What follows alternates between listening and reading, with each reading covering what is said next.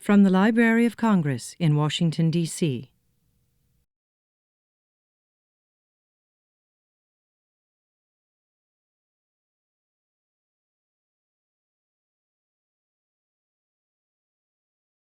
Welcome to the Whitehall Pavilion, adjacent to the Coolidge Auditorium here in the Library of Congress. And for those of you who work here, you know all about this place. If we have some visitors, the way I describe it is if these walls could talk. You know, this is the room where Aaron Copland rehearsed his non-nat and performed it in our wonderful concert hall adjacent here.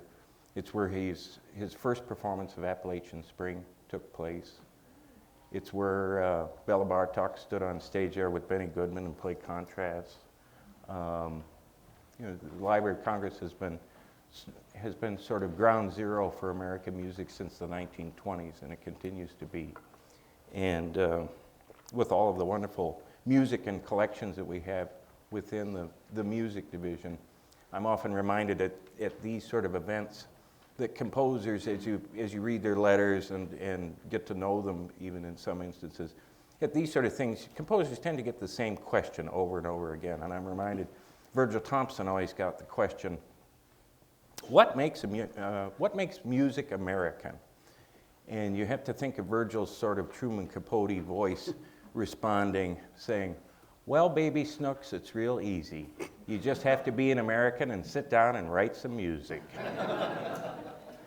And the question that Copland used to get all the time, which I always thought his answer was really quite telling of his music. They said, Mr. Copland, what do you want me to leave the concert hall or this chamber music concert thinking about or experiencing when I listen to your music? And Copland would sort of look dreamy for a second. He'd say, well, depending on the work, I suppose if it's an early work, when you hear it, I hope you think about what it was like to be an American in Paris in the 1920s, or a composer trying to feed himself during the Depression, or an established composer in the 50s, the composer of the Lincoln Portrait in Appalachian Spring, having to testify before the McCarthy hearings about his Americanism.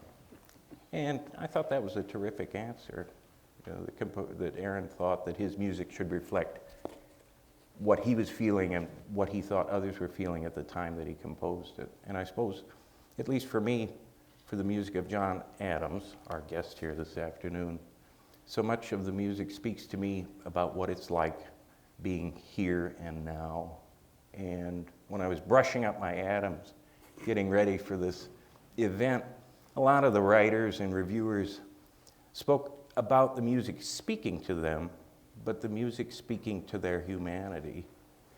And I got to thinking about that, and I remember performances of pieces like Wound Dresser, and thinking that it spoke to my humanity, but that it spoke to me on a much different level, something bigger than my puny little self. And when I realized really what it was doing was it was speaking to me as a member of a big family of brothers and sisters called the human race. And for a composer to do that for a puny little guy for me is something very special and very unique. And and I'm Laura Schissel from the music division, in case you don't know. The puny little guy from the music division. So, but John Adams is here, and I'd like you to give him a warm welcome to the Library of Congress.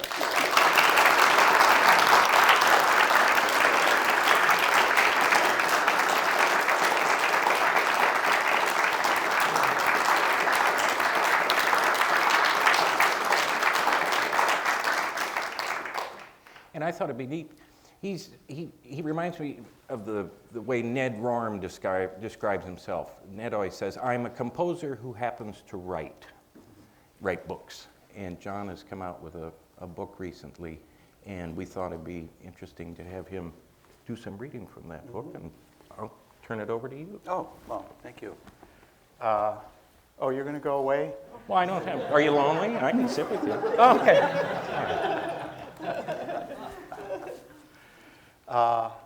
Well, it's just always wonderful to come to Washington, no matter who's in the White House. But it's especially nice to be here right now. My first visit here, I was about 16 years old, and my parents brought me down from New Hampshire, and you know, I visited the Lincoln Memorial, and I was so profoundly affected.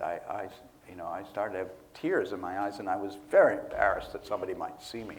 So I had to go over and hide in the corner until I could get control of myself. But every time I come back, you know, because not only it's, you know, the location of government, but also it's really this locus in the country where the vastness of the country and the vastness of its variety, you know, of its people, and all of that, you know, comes together, and in the statuary and in the museums and in this marvelous institution, the Library of Congress, you know, you feel this quintessential sense of the best part of being an American. And you know, these days when you say words like that, it always has a kind of double-edged sword. It can be a you know, sort of toxic words, because there's always this there are these tug of war of energies that have existed in this country, you know, since its founding, and it continues on. And we as artists, I think, feed off of that energy. We feed off of the perplexities and the ecstasies and the frustrations and the tragedies that constitute the history and the present of this, you know, amazing country. Being an American composer, you know, it can mean anything. I came of age during what I tend to refer to as the bad old days. You know, when I was a student, I felt that what was going on in post-war Europe was stylistically very important, and it seemed that those composers who were Americans, whether it was, you know, Aaron Copland or Samuel Barber, you mentioned Ned Rorem, you know, they were very, very out in my collegiate days, and we wanted to be very sophisticated. So we spent most of our time working on, you know, ways of creating music that were very scientific and very theoretical and very much part of the sort of whole process-oriented way of making art that was really sort of the earmark of modernism. And I came to some kind of a crisis at very early on, because I realized, you know, that when I stopped dealing with my composition, what I really loved to do was listen to Miles Davis and read Henry Miller and Jack Kerouac and, you know, experience American culture on that level that was actually very thrilling. You know, listening to Bob Dylan or you know, Janis Joplin or the Supremes.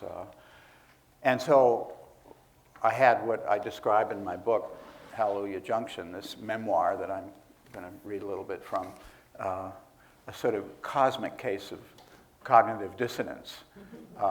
And there's a scene in here where I'm, I don't know, in my second or third year as an undergraduate at Harvard, and I leave the music building where I've been sitting with the classmates, sort of trying to untangle some very labyrinthian piece by Anton Webern, 12-tone music, and I walk across Harvard Yard and I hear the screaming, lawless electric guitar of Jimi Hendrix coming out of some dorm window. And I sort of, like Saul on the road to Damascus, said, okay, there's something wrong with this picture. So I eventually left the East Coast. I grew up in New England,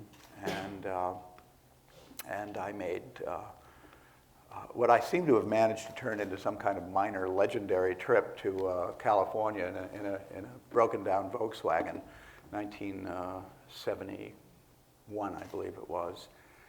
And that voyage across the continent, sort of musical on the road, really had a kind of totemic meaning for me because in one sense it liberated me from, not so much from the East Coast, which is still a very cool place, but from my sense of responsibility to Europe and the kind of avant-garde contemporary music that was so influential during that time. I thought I'd read a few chapters. This book, what it is it's an autobiography, and I would say the first half of it, well, about the first 40% of it is largely historic about my childhood and early adulthood.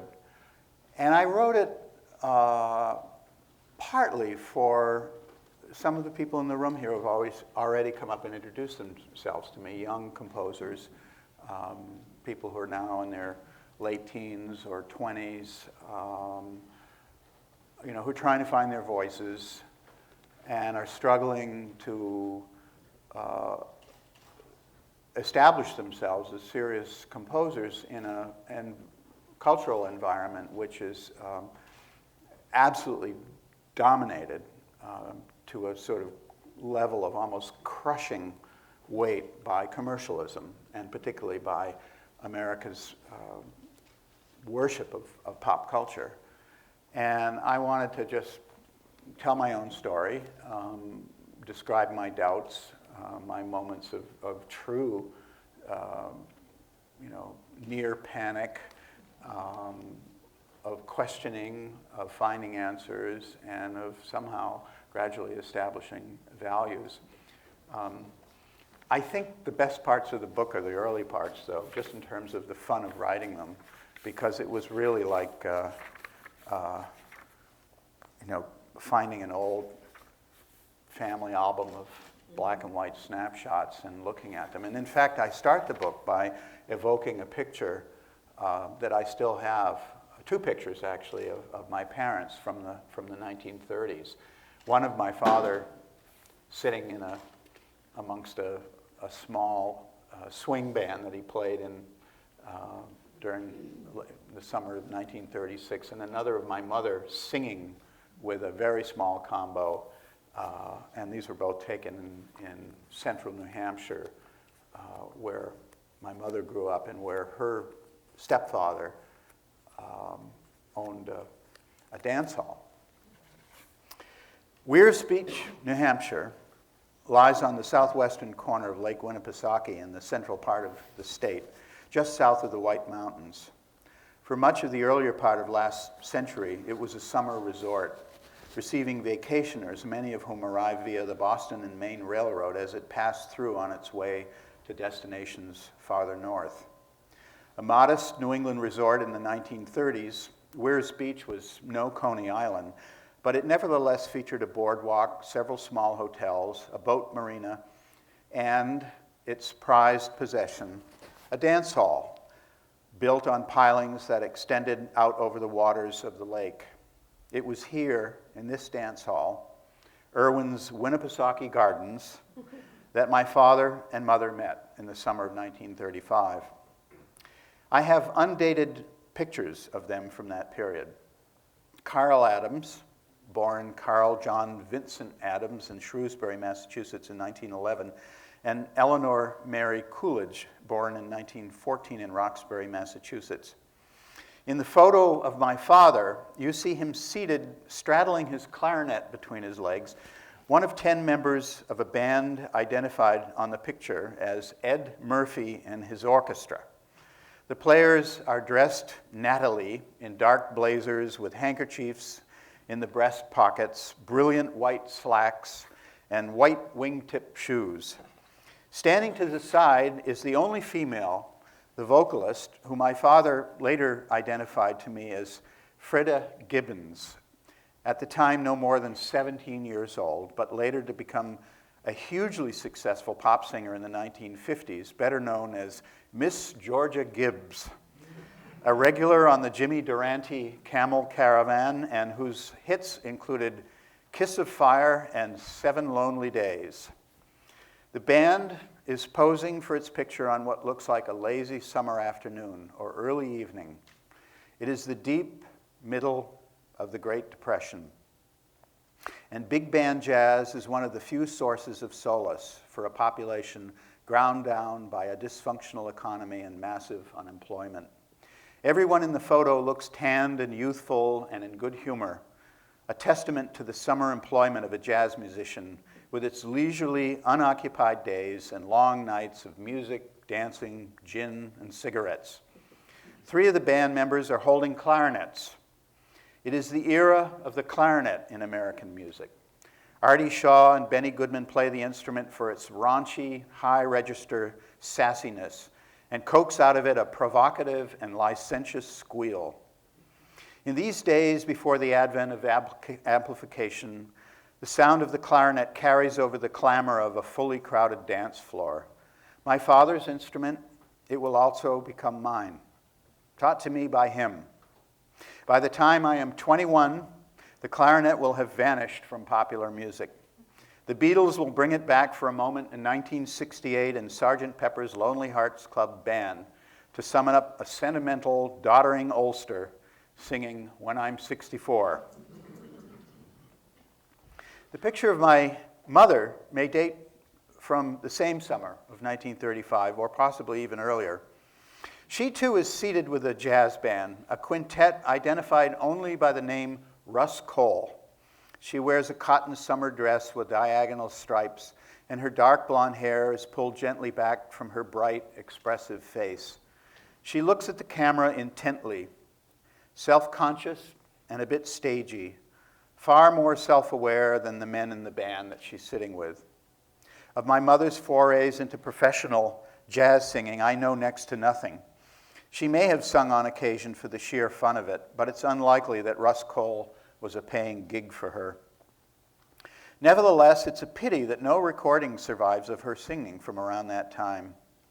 She couldn't have been more than 19, and despite a complete lack of formal training, she had a commanding stage presence and a rich, powerful voice. I suspect she was attractive and sexy. Even in her 60s, she could stop a noisy party of celebrators in its tracks with a gutsy rendition of Won't You Come Home, Bill Bailey. The Irwin of Irwin's Winnipesaukee Gardens was my mother's stepfather, James Irwin, born sometime in the early 90s in South Boston of Irish Catholic and English immigrant parents. An energetic and self-congratulatory entrepreneur who over a 40-year period became the Lakes region's most successful businessman.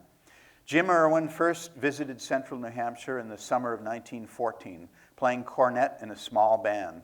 Of his eventual acquisition of the choice properties of Weirs Beach, much is left to rumor and legend. In his old age, he liked to say, "The first time I visited, I played in the band. Then I came back as leader of the band, and finally I owned the place." That neat progression of status and ownership fits perfectly the model of self-esteem and self-initiative that he cultivated throughout his life. In fact, his first purchase was a small boat marina at Weirs Beach, where summer visitors could dock their pleasure crafts. As a businessman, he appears to have been endlessly creative in his ideas about developing the lakefront.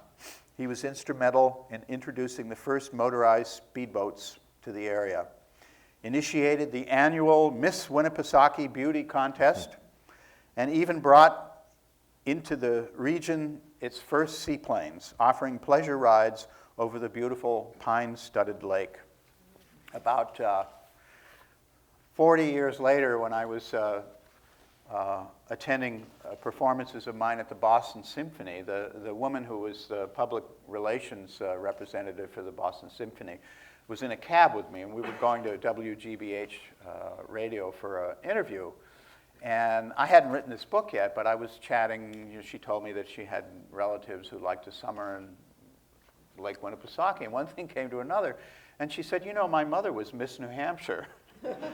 And she said, I think I have a picture at home of her winning the trophy. And I said, I'll bet you it's my grandfather giving it to her. And then about a month later, I got an email, and there was a photo of her mother and my grandfather and his wingtips giving her the trophy in 1951 or something like that.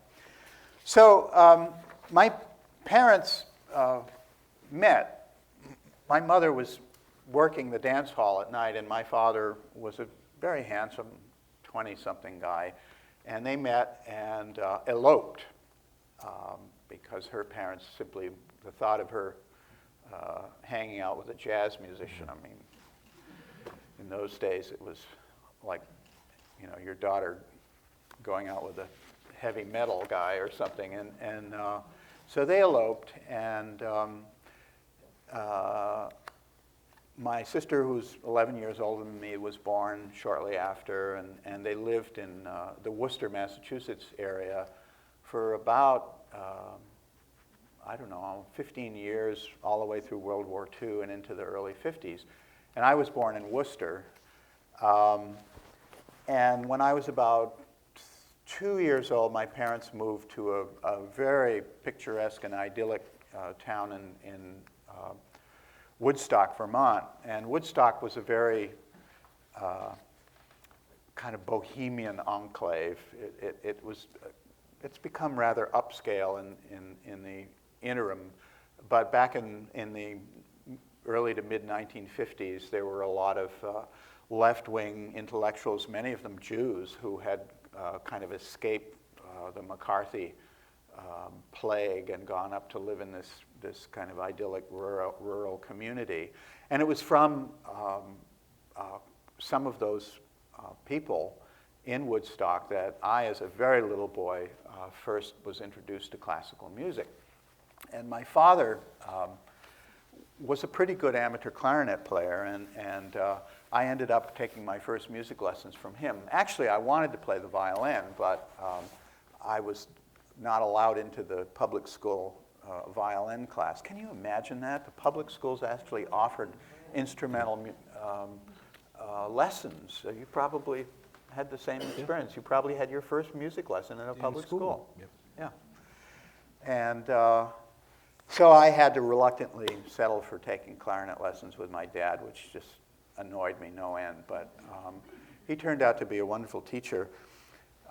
When I was in the summer between the first grade and second grade, my parents decided they had to move out of Woodstock because my father couldn't get any employment there. So they moved to an equally small town outside of Concord, New Hampshire, in the central part of New Hampshire. And I talk a bit in the book about the difference between Vermont and New Hampshire. And, you know, Vermont people are the locals are exceptionally flinty, and of course Vermont's full of all kinds of interlopers. You know, they're intellectuals and sociologists and heavyweights who have their summer place in New York. But New Hampshire's more kind of, you know, kind of Lake Wobegon territory, and you know, New Hampshire people are very unpredictable politically. The very first time I voted as an 18-year-old, I voted for Eugene McCarthy in 1968, and he actually, I believe, won that primary, which brought about the decline and fall of Lyndon Johnson, who, you know, not long after that decided not to run again. So we moved to a very, very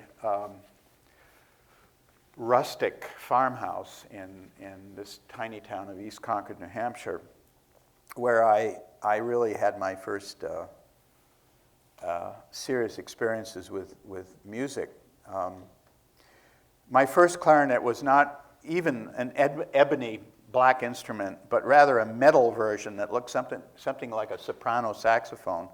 I don't know where my father found it, because for sure the one he'd played in his jazz band days was an ebony one. The only other example I saw of it, such a metal clarinet, was on the cover of the Jefferson Airplane Surrealistic Pillow album. In that photo, an instrument very similar to my original one is being held by Marty Balin, but that didn't matter. The only thing that really mattered is that he was standing next to the then young and provocatively beautiful Grace Slick. My father proved to be a methodical and patient teacher. Instructing me must have been like riding a bucking bronco. I was impatient, restless, argumentative, and precocious. Our weekly lessons in the front room remain in my mind as the only time I ever heard my father yell. But he knew exactly what to concentrate on. Somehow he impressed upon me the profound ethic, the moral imperative of playing scales and arpeggios in all the keys. Mastering the remote keys and learning to play them ever faster became a kind of boy's game. And it was not long before I outstripped my father's ability to keep up with me. And I've had to put up with that same thing from my own son, who has a better ear than I do. It's just awful. And he abuses me, just as I abused my own father. We played duets arranged from forgotten 19th century operas, Norma, Robert le Diable, and Tsar and Zimmermann, arranged for 2 clarinets. Somewhere I found a copy of 3 early duos for clarinet and bassoon by Beethoven, and I transposed and copied out the bassoon part so my father could play it on the bass clarinet. I took every available opportunity to carry my clarinet to our grade school and play it in front of the class, even if it was just a finger etude. In 1956, when I was 9 years old, our 3rd grade teacher read aloud a child's biography of Mozart.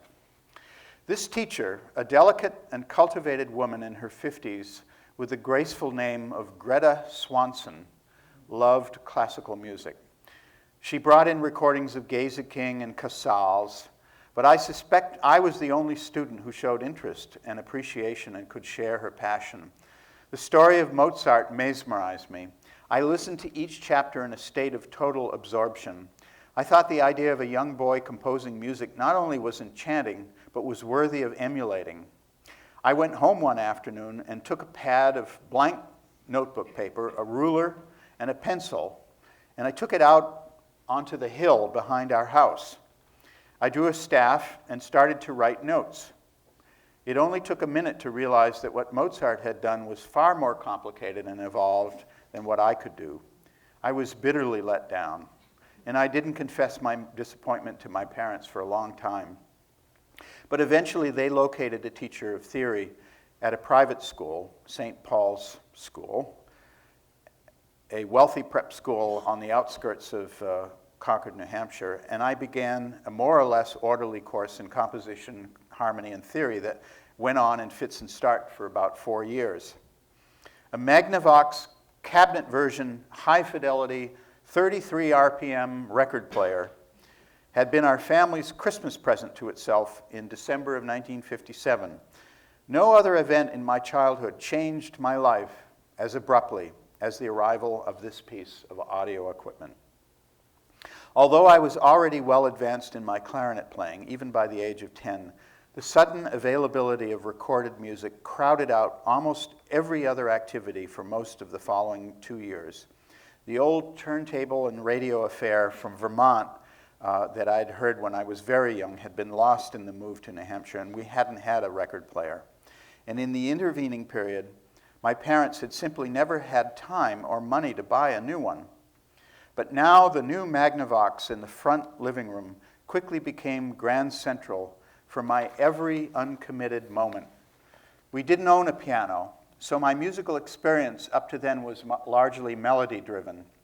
Once we acquired the Magnavox, a new LP appeared in the house almost on a weekly basis. Many bought at my insistent pleading.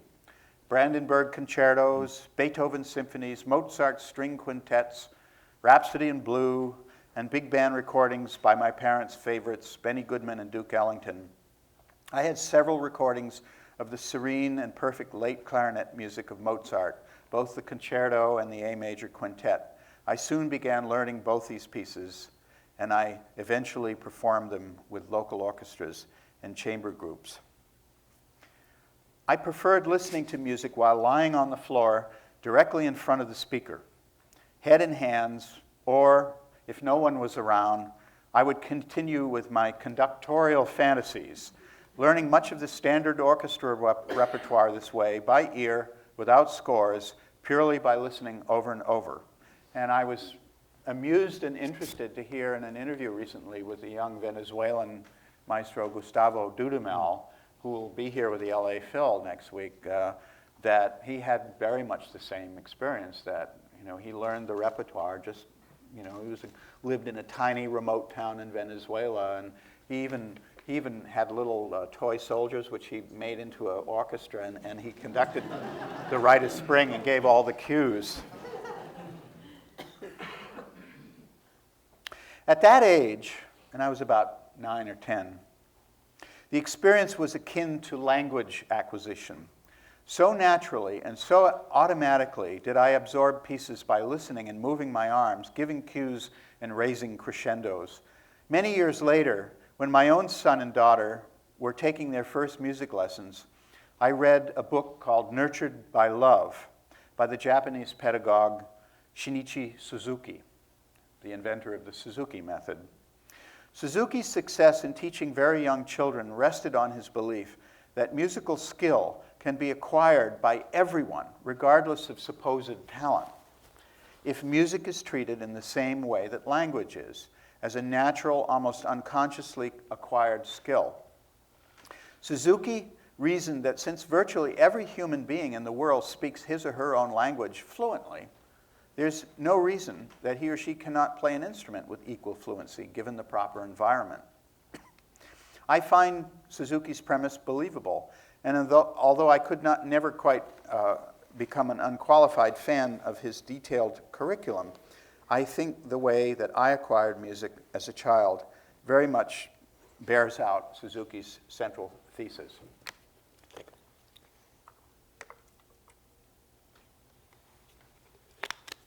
I can never do a reading of this book without describing my first orchestra that I played in.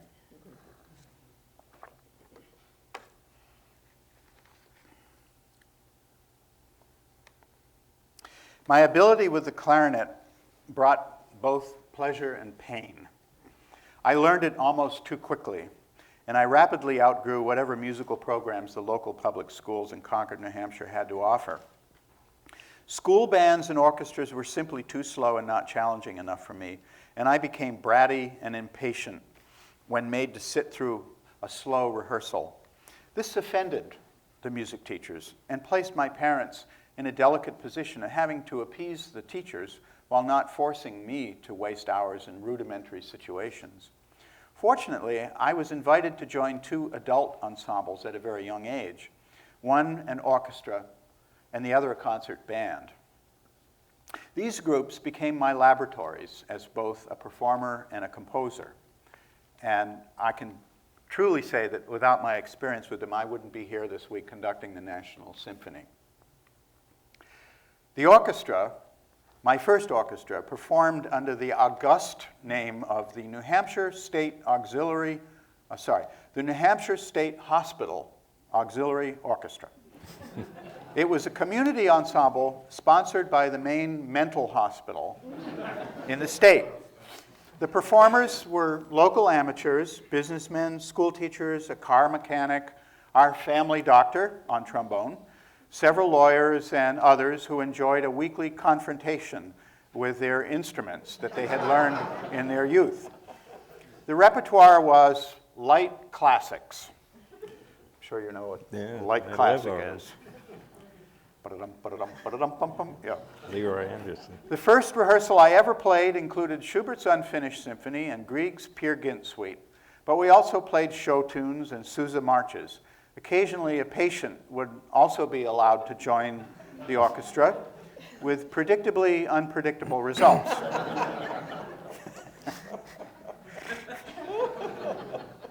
Concerts were given 3 or 4 times a season for the assembled patients. These concerts were intense affairs. Nurses and guards would lead hundreds of patients in single file into the gymnasium where we in the orchestra sat, ready to play our concert. The first thing that I would notice would be the dank, suffocating odor of unwashed clothes and perspiring bodies. A constant low-level din of talk and chaotic movement prevailed throughout the show. Patients shouted and waved. When I, the only young person in the orchestra, walked onto the stage, the audience would inevitably break out into loud, wildly approving applause, and my face would go crimson with embarrassment. Intermissions were accompanied by punch and cookies, and the orchestra members were encouraged to mingle with the patients. A scarecrow of a woman in a long, faded taffeta dress would never fail to seek me out and clasp me to her bony bosom. Half of her nose was missing, sliced off in some awful event of her past. I found it impossible to extricate myself from her desperate grip until the attendants came and gently untangled us. Another patient walked around with a harmonica stuffed into his mouth. When he smiled, his face became the grill of an automobile. He serenaded us by moving the harmonica with his lips while he conducted with his free hands. My fame among the patients peaked in my 15th year when I composed a suite for string orchestra with the help of my composition teacher. He conducted the premiere while I stood anxiously behind the audience, wincing at every wrong note and false entrance, of which there were many. When the conductor summoned me to the stage for a bow, the audience of patients, by then already die-hard Adams fans, went berserk.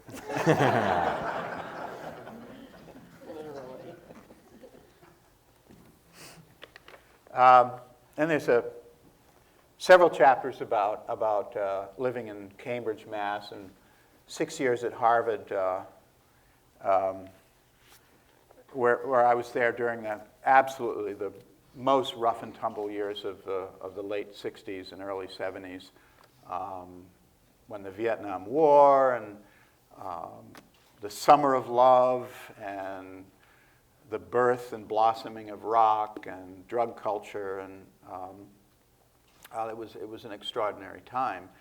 And during that, I was also coming to grips with the sort of received knowledge of what it meant to be a composer. And, I signed on to this idea that what was coming from Europe, particularly the enormously influential personality of Pierre Boulez in those days, because Boulez, he's basically now known as really one of the world's great conductors, but in those days, at least for me as an undergraduate, he was a terrifyingly scary composer. He wrote very, very complicated, dense, extremely aggressive serial music, and most of us composers, undergraduates, wanted to be tough, and so we, may not have deep down inside liked this music, but we felt that we should. And the other side of it, the music that we wouldn't go near, would be someone, for example, like Leonard Bernstein, who we considered to be just a hopeless sellout. Well, I come in here this morning, I put my microphone on, and Loris gives me a document here, a Xerox that comes from the Leonard Bernstein collection here in the Library of Congress. And it is a snarky, smart-ass letter to Leonard Bernstein, written in January 12, 1966, E21 Wigglesworth Hall, Harvard University, Cambridge, Massachusetts. Dear Mr. Bernstein, and this is the first time I've read this letter. I'd heard about it about 40 years ago, and it's the first time that I actually got a chance to read it. Dear Mr. Bernstein, I have just heard your Chichester Psalms, and this is handwritten, it's kind of hard to read, and the experience has proven frustrating to me. I'm somewhat familiar with your music, from Jeremiah to the Kaddish, and as usual, I've been impressed by the means, but puzzled by the end. I don't understand why a person with your knowledge and awareness of what is now happening in music must turn his back on the future, or least of all the present, which is underlined, and write music of the past. Has not Mahler received enough homage of late not to be emulated over a half-century after his death? Will you turn your back on Boulez, even Webern? In asking these questions, I am not a sophomoric little brat. Trying to sport some newly acquired knowledge, but rather a hopeful student of the craft of music who wishes somehow to shed light on some very perturbing questions. Do you not feel that with your knowledge, talent, and influence, underline, it is wrong to openly disregard the logical progress of music? I know how phenomenally busy you are, but I would appreciate knowing how you would answer my questions. I hope I haven't sounded too impudent. Respectfully, John C. Adams.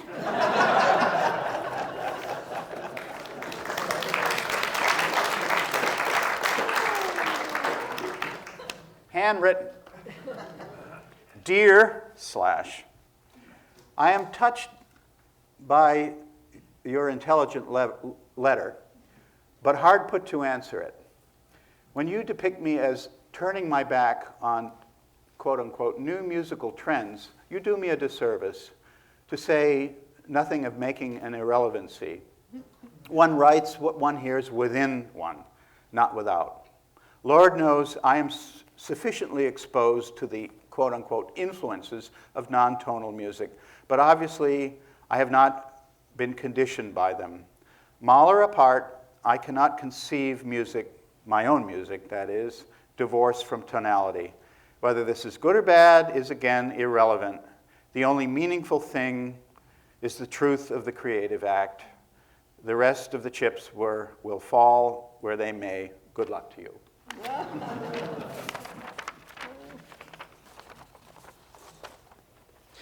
So, the brat escaped.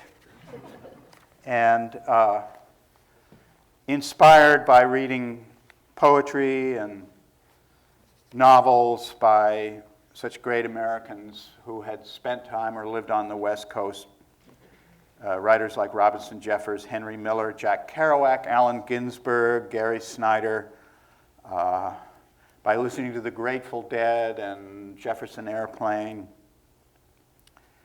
and reading John Cage, I left, and I drove across the country. I had just recently been married, and the two of us did our own kind of elopement in a dysfunctional Volkswagen Bug, and drove across Canada, actually. I'd never been to California. I had no idea what I was going to do there. I had one person that I knew out in the San Francisco area, and I didn't really expect to stay long. I figured I'd probably stay for 6 months or something and then go back with my tail between my legs and continue to get a PhD. But the trip itself turned out to be really totemic. And the first encounter with the far coast, the Pacific, and its remote landscapes had a numinous meaning for me. And I found I was ready to absorb the change and all its implications for my future.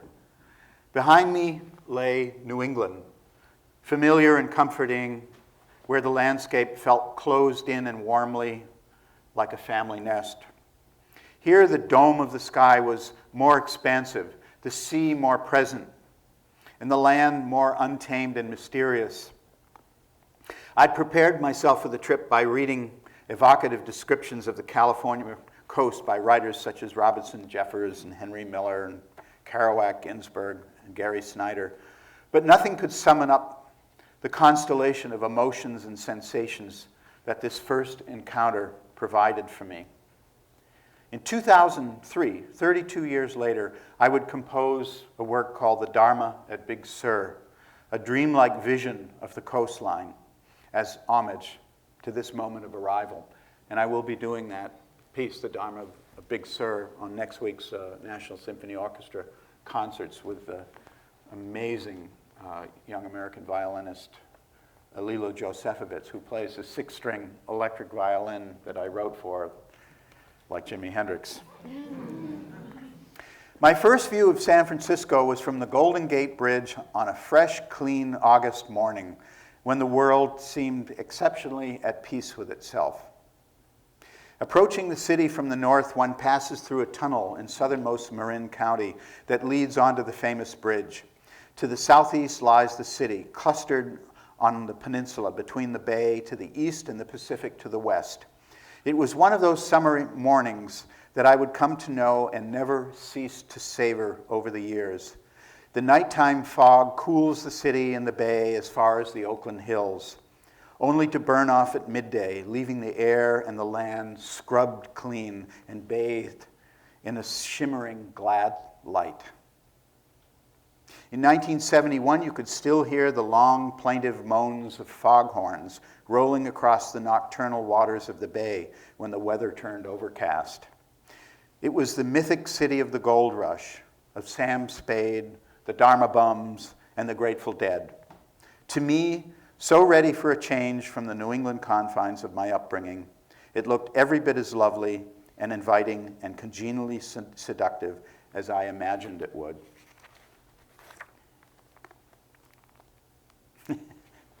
I have just one last little excerpt. After a few years of struggling, I decided to stay in California, and I worked for a year in a warehouse on the waterfront in Oakland. I actually temporarily had to join the Teamsters for that.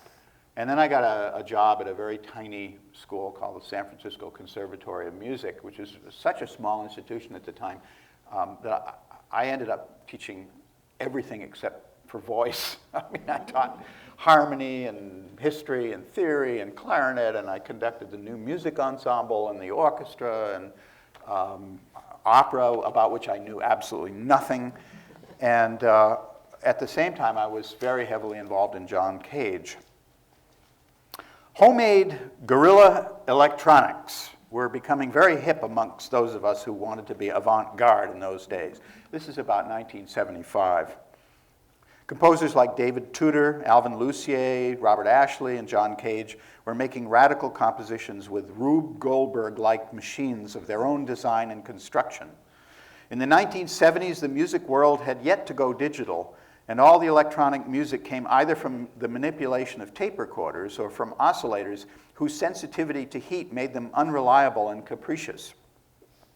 It is a perfect snapshot of my life during those years while teaching at the San Francisco Conservatory to picture me talking about Beethoven's Opus 132 string quartet in the morning to a class of glazed-eyed grad students, rehearsing the school orchestra in Petrushka or a Mozart symphony in the late afternoon, and then staying up nights until the building closed, huddled in my office with a soldering iron, my desktop covered with surplus resistors, capacitors, wires, and circuit board chips that I had scrounged at a flea market near the Oakland airport.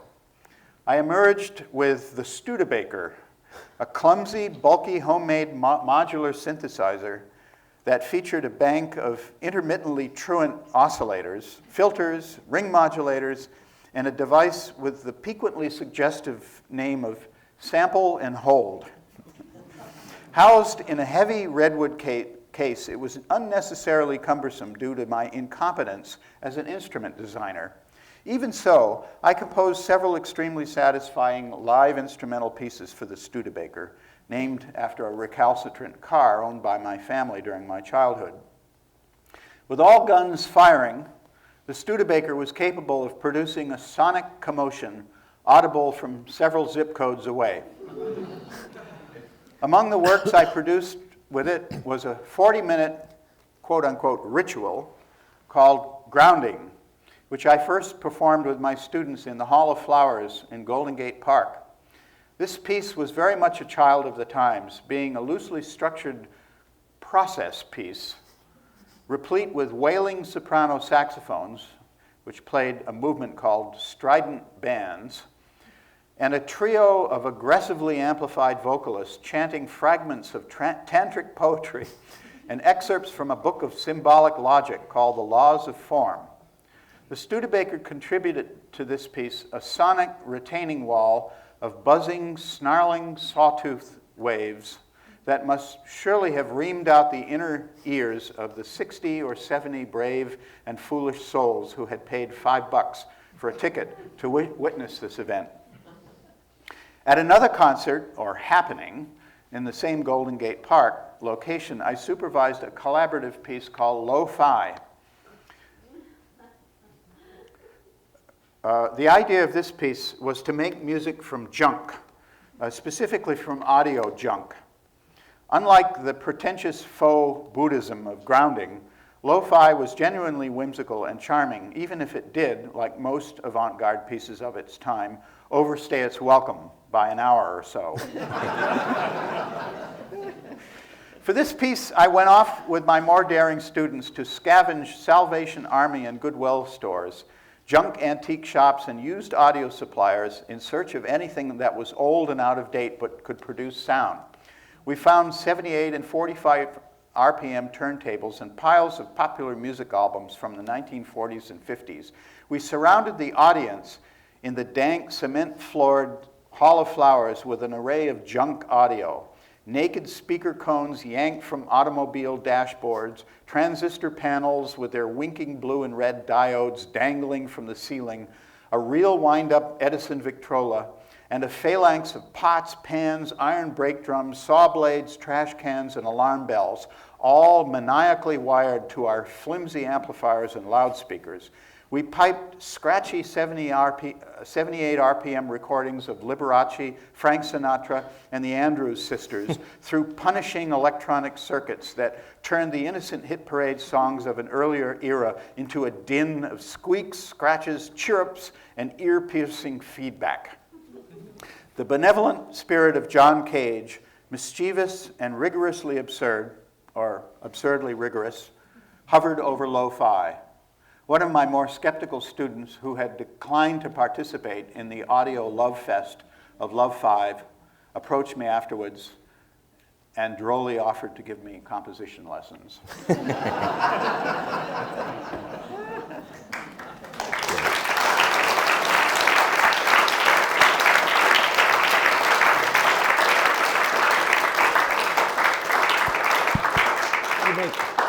I sort of gave that august introduction about all the neat things that had happened in the hall here in Bar Talk. I'm mentioning all those names. One of the first concerts I went to as a non-employee here at the library was we did a program here called Cage Fest, and John came for Cage Fest. And all I remember is at the end of the concert, the policeman pacing wildly back in the back of the auditorium because the whole crowd rose up and lit their lighters a la Deadheads, at the thing. Probably the last time that happened in the Coolidge Auditorium. But I just thought if anyone here has any questions. We have a mic. Can you please wait for the mic? Oh, yeah. Get all this recorded. All right. You didn't mention listening to the Saturday afternoon broadcast from the Met. I was wondering if that was not part of your musical upbringing. I hated opera. I had one experience with opera when I was about 17. I got an anonymous letter in very shaky handwriting, and I opened it up, and out fell a check for $100 and a letter from a man who had read a little article in a New Hampshire paper about me. He was at the time living in New York, and he was extremely wealthy, but he had grown up in New Hampshire, and he was on the board of the Metropolitan Opera, and he invited me to come down to New York and go to an opera with him. And of course, my parents, they bought me a new tie and put me on a Greyhound bus to New York, and I met up. Unfortunately, he had a heart attack the day before I arrived, so his wife took me to what apparently was Aida, and I just didn't get it. But Bernstein's children's concerts, I saw some of those. I unfortunately had to watch them on the televisions of other kids in the neighborhood because my parents didn't trust television, and we didn't have one until I was older.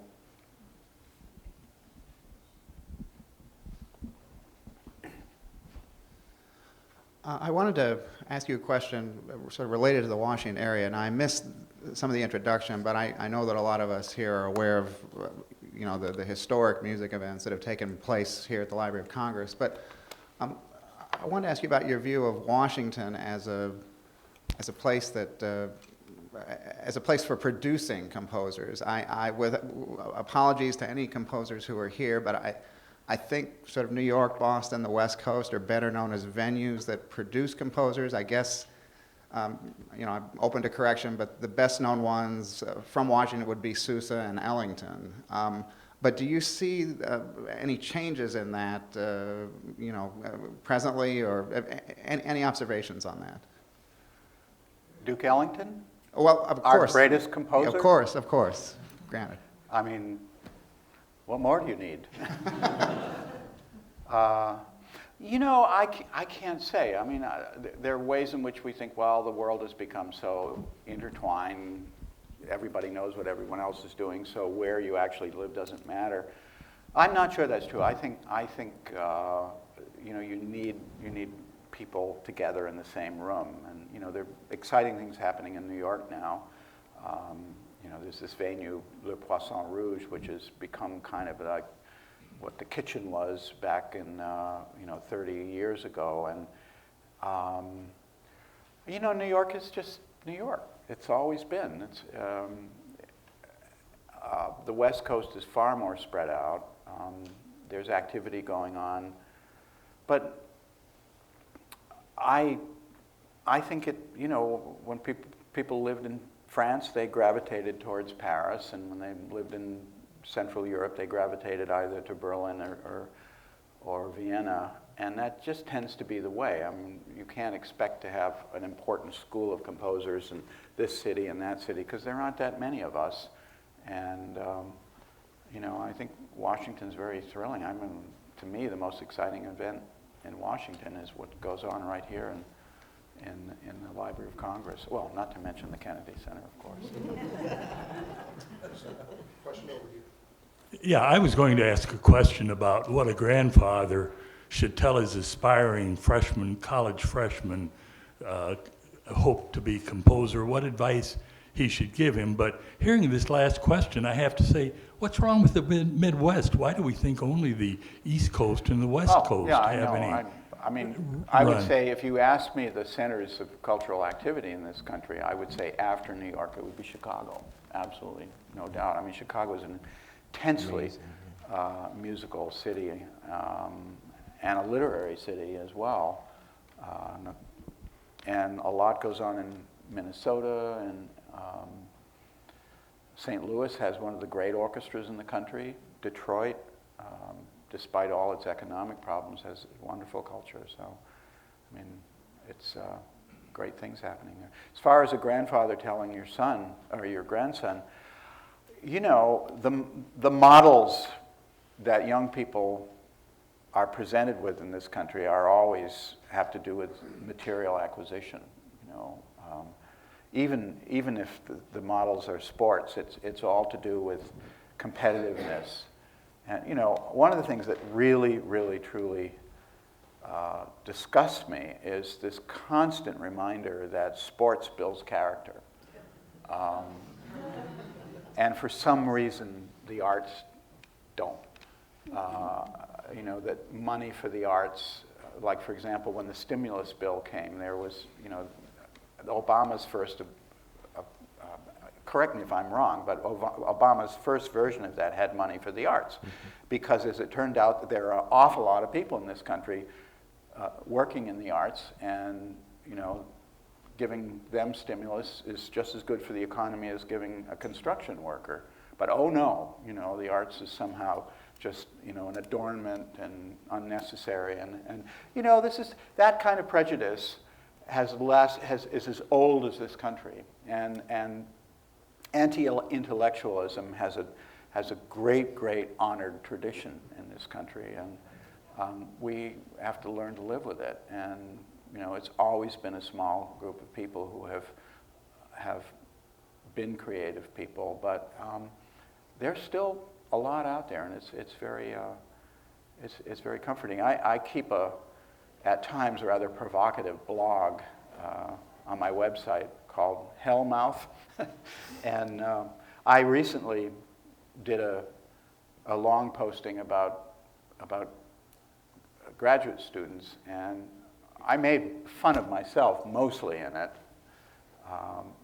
but I did, you know, make some jokes at the expense of graduate students, and the number of comments I got, many of them enraged, gave me an idea of just, you know, how many young composers there are who deeply committed to being composers, and that fills me with a great sense of hope.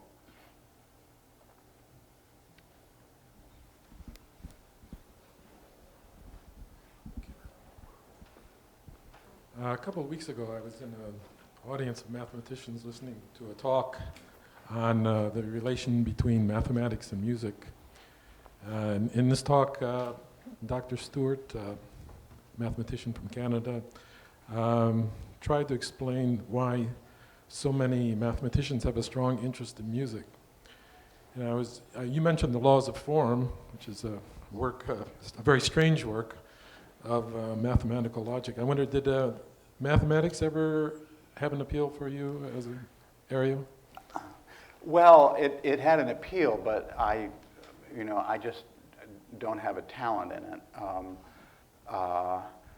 I think that actually most quote-unquote mathematics that appear, even in the most complex works of serialism, is as my teacher said, it's basically arithmetic. You know, that mathematics is really, it really exists in a conceptual sphere that is far different from music. Or when you try to import very advanced mathematical ideas into music, you frequently just get music that is incomprehensible or not very satisfying. With that said, though, I mean, there have been very important composers who have been trained in higher math, particularly the Greek composer Yannis Xenakis, Milton Babbitt, a serialist composer who taught for years at Princeton, was, you know, very knowledgeable in set theory and things like that. My experience was I wrote an opera about 6-7 years ago about the making of the atomic bomb, and the main character is J. Robert Oppenheimer. I live in Berkeley, California, and several of my friends are Nobel Prize winners.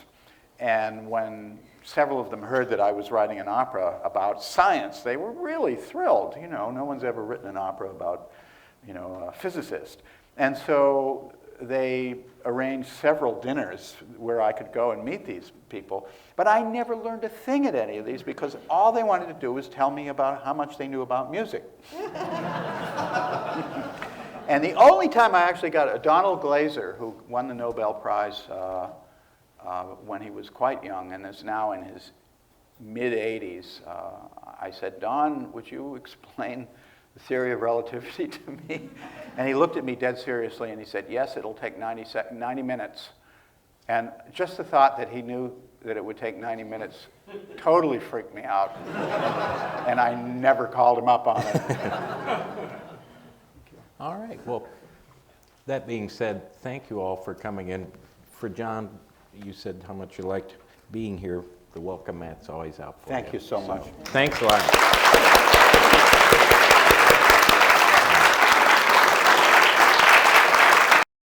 This has been a presentation of the Library of Congress.